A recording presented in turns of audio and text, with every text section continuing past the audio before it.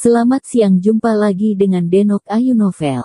Bagaimana kabar sobat semua? Sebelum kita mulai cerita ini, ayo silakan subscribe, like, komen, share dan nyalakan loncengnya untuk mendapatkan notifikasi terbaru ketika Mimin upload videonya. Bab 1052 Jimat. Ditelan pintu hitam, seluruh tubuh Dimas Wu tampak terdistorsi oleh ruang dan waktu, otaknya kosong sesaat, dan matanya benar-benar gelap. Tak lama kemudian, Dimas Wu menemukan bahwa ia telah datang ke tempat lain, yang gelap, lembab, dan penuh dengan bau busuk yang sangat menyengat. Bau busuk yang menyengat ini mirip dengan bau mayat di hutan tersembunyi, tetapi ini lebih menyengat. Dimas Wu menegangkan sarafnya, dan sambil mengamati sekeliling dengan hati-hati, dia berjalan perlahan ke depan.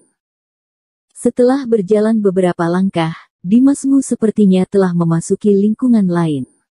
Aneh sekali. Jari-jari tidak terlihat, hanya ada kabut tebal tak berujung. Dalam kabut tebal ini juga penuh racun suram hingga dingin bau mayat.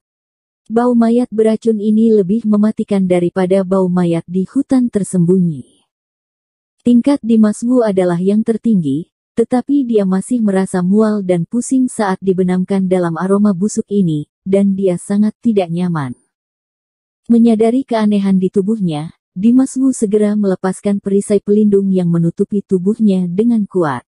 Dia benar-benar mengisolasi dirinya dari kimayat beracun ini, dan kemudian dia melepaskan pikirannya untuk memahami situasi spesifik di kabut tebal di depannya. Dia menemukan bahwa ada raja mayat yang tak terhitung jumlahnya di kabut tebal. Di bagian terdalam dari raja mayat, masih ada nafas kehidupan yang tersembunyi di dalamnya. Sekali raja mayat terbentuk, pada dasarnya tidak ada bedanya dengan orang mati, dan tidak mungkin mereka memiliki nafas kehidupan. Oleh karena itu, nafas kehidupan yang menjulang kemungkinan besar adalah orang-orang seperti Tao Ti dan Kaisar Agung Mingyue.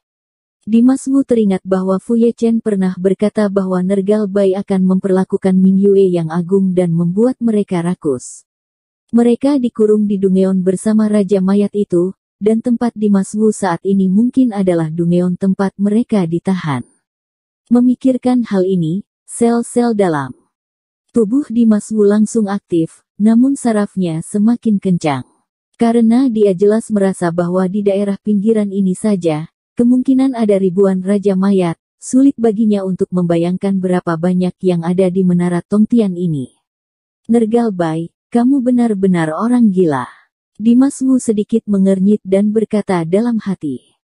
Dia tidak tahu apa yang ingin dilakukan Nergal Bai dengan begitu banyak Raja Mayat. Dengan kewaspadaan penuh, Dimas Wu melangkah maju, perlahan mendekati kabut tebal di hadapannya.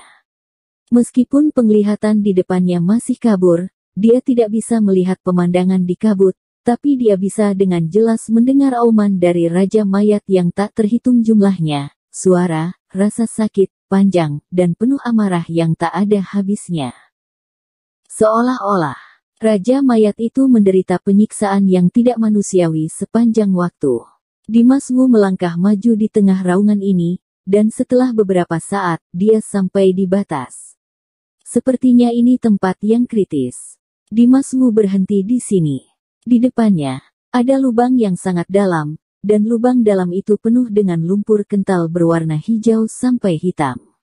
Lumpur hitam kehijauan tampaknya seperti rawa besar, membanjiri banyak Raja Mayat. Namun, Raja Mayat di dalam tampaknya belum dimurnikan, atau mereka sedang dalam proses pemurnian. Dimas Wu melihat bahwa para Raja Mayat itu berjuang dengan gigi dan cakar mereka di lumpur yang kental ini, meratap. Setiap Raja Mayat tampaknya menderita rasa sakit yang luar biasa.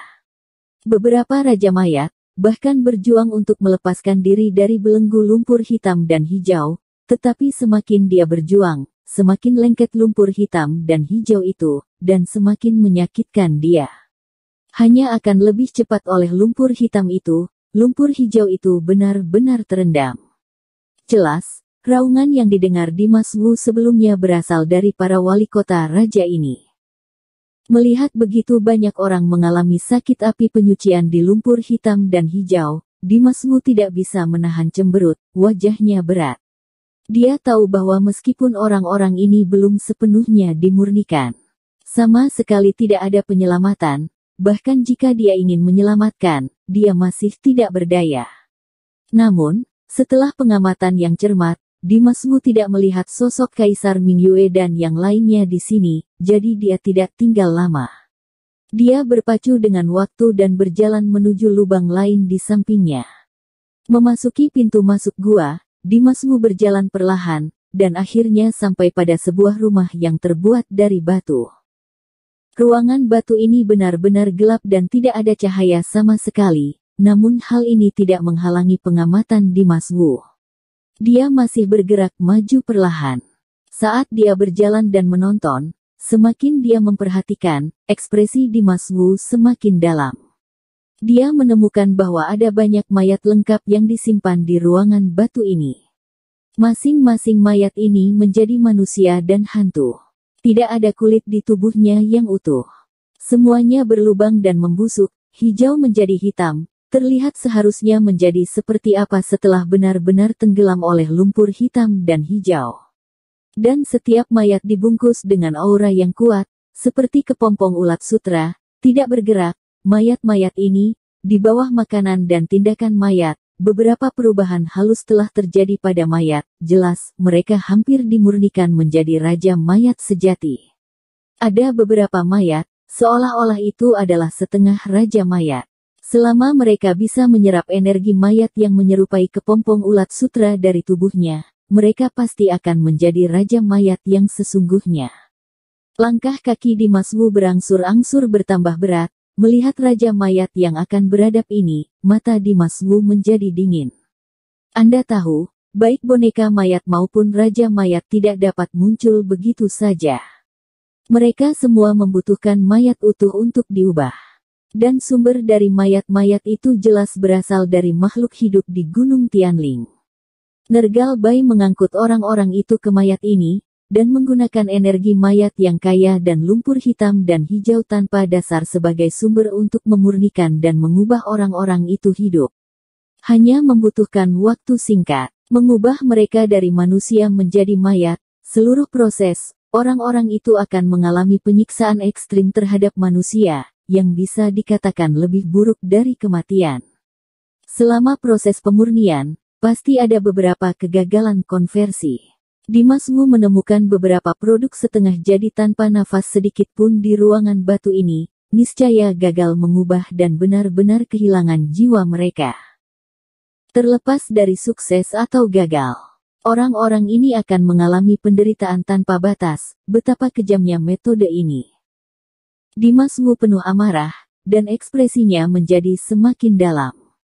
Namun, dia memperhatikan bahwa mayat yang disimpan di ruangan batu ini mengalami perbaikan yang tidak rata selama hidupnya. Tetapi kebanyakan dari mereka berada pada level yang sama, yang seharusnya jauh lebih buruk dibandingkan dengan Kaisar Mingyue dan yang lainnya. Oleh karena itu, Kaisar Mingyue dan yang lainnya kemungkinan besar tidak ada di antara mereka.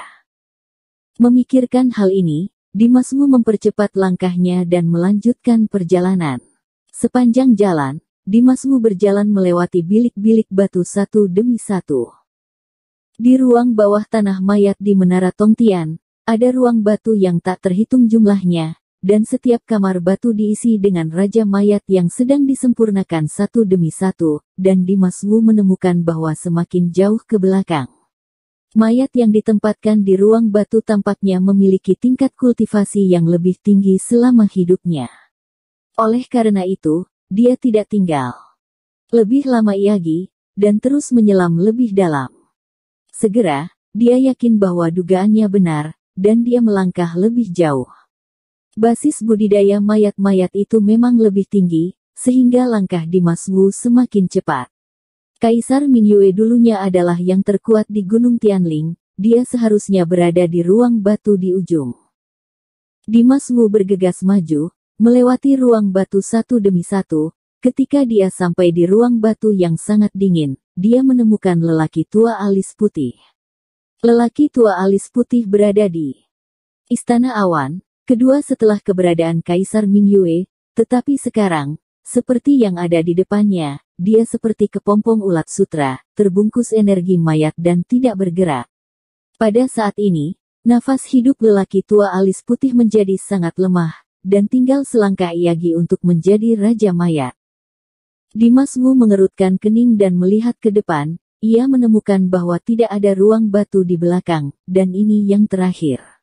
Namun, Kaisar Mingyue dan Taoti masih tidak ditemukan. Dimas Wu merasa tidak enak, dia memutar matanya dan menatap dalam-dalam pada lelaki tua alis putih itu. Kuharap aku bisa mengetahui sesuatu dari mulutmu.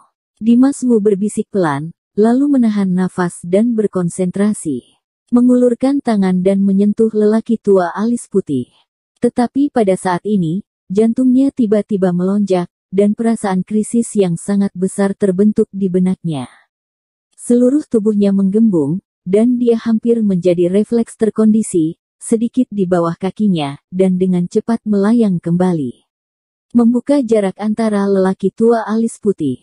Di saat berikutnya, matanya tiba-tiba menyusut, dan dia melihat pemandangan yang membuatnya gemetar.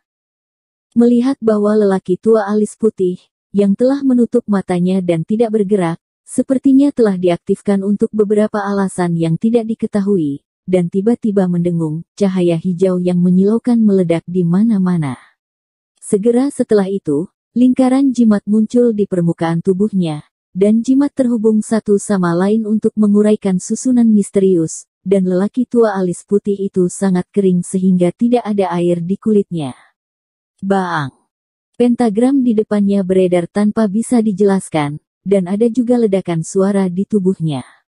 Di tengah suara gemerisik, mata lelaki tua alis putih yang telah tertutup rapat untuk waktu yang tidak diketahui tiba-tiba terbuka. Mata itu menunjukkan warna hijau, seperti dua api hantu yang terus-menerus berkobar, menatap Dimas Wu. Bersambung. Terima kasih kepada kalian yang telah menonton video ini. Jangan lupa tekan tombol subscribe-nya dan nyalakan notifikasinya untuk mendapatkan video-video seru lainnya dari Denok Ayu Novel.